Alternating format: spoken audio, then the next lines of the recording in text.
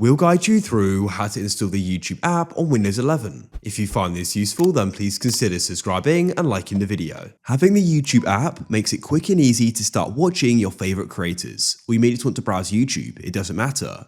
But to go and get started, we are going to be using Chrome in this guide. If you want to follow along step by step, you can use it as well, or you can use another browser. Open up the browser and you want to go to YouTube like so. Come to the YouTube site. Now, what you need to do is you can head to the top right.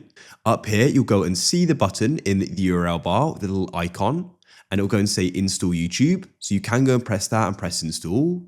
Alternatively, press the three dots in the top right, go down and find cast, save and share, and find the option install YouTube. Click on it and you can then go and press install, and that's it, it's installed. You'll go and see that it pops up and we can now start using it. I'll close it, you'll see it on my desktop. I can double click it and start using it. If you found this useful, then leave a like.